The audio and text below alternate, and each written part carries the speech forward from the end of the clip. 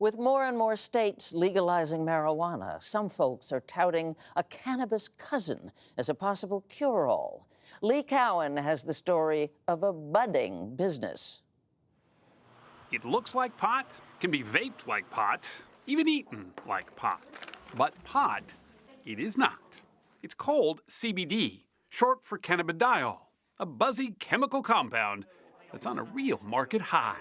I've never done this, so do you suggest starting off with like a small bottle? Yeah. Just to sort of see how it goes? Yeah, you'll work your way up from there. CBD is extracted from hemp, in the same plant family as marijuana. Pizza roll. But CBD won't have you microwaving pizza rolls at 2 in the morning because it contains very little THC, the stuff that gets you stoned. I'd like to talk to you about that music you're using. It's essentially weed without the high. And those who swear by it say it's helping everything from arthritis to insomnia, anxiety to depression, and maybe much more. It sounds like it's almost too good to be true. Yeah, and I think for some people it might be, but overall, people are finding at least some relief. It's at least taking the edge off, if not totally helping them out. At CBD Kratom in Chicago, sales associate Elijah Olson can barely keep the shelves stocked. It's monumentally overwhelming, just how many products there are. Bethany Gomez has been using CBD for her chronic pain. Here we're seeing it in everything from taffies to gummies and caramels to coffee, pet treats, shampoos, bath balms. Gomez also happens to be the managing director of the Brightfield Group, a market research company that has been tracking CBD sales. I have never seen an industry grow this quickly, and I've never seen an industry with so much headwinds. Last year, the U.S. market hit about $600 million.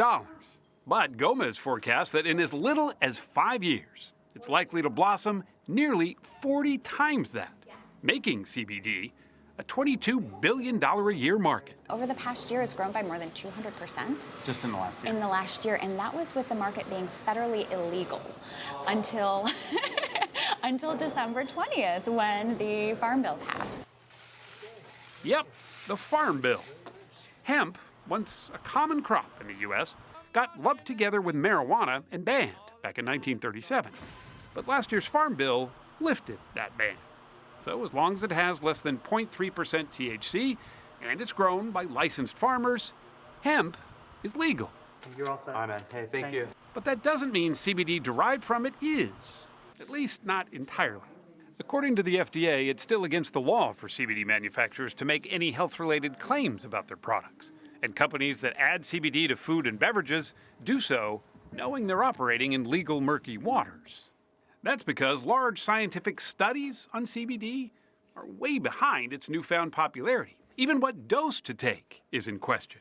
We're having people consume this compound in large quantities, and we don't know the full health impact.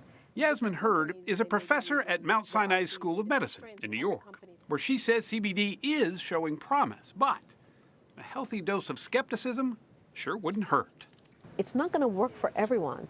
No drug works for everyone. The FDA has approved one CBD drug called Epidiolex that's now in use to treat seizures associated with certain forms of childhood epilepsy. Because we're getting close. And Hurd's own research suggests that CBD may also curb addictions to heroin and other dangerous opioids.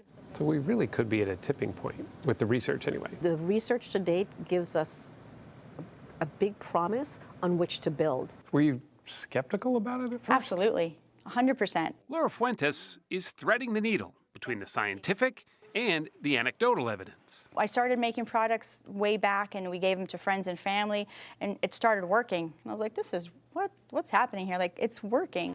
The one-time pharmacist jumped into the CBD market with both feet, trusting that the research and the regulation will soon follow. So you must have a pretty strong faith in what this does for you to I do. give up your career to do this. I do.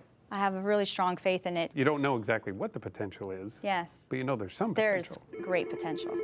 Thank you for calling Green Roads. This is Emily. Her company, Green Roads, is now one of the largest CBD makers in the country, cornering about a 10% share of the CBD market. Its sales force is made up of mostly 20-somethings who feel like they're on the cutting edge of something big. I'm proud, I'm blessed, I'm grateful to say that we're at a 150% growth rate from quarter one 2018 to quarter one 2019. Give yourselves a round. National chains like CVS and Walgreens have announced plans to carry CBD products in some of their stores. It's already in department stores like Neiman Marcus. So, analysts say it's really only a matter of time before CBD is as mainstream as Coca-Cola. A drug? A supplement? A fad? CBD may just be all three.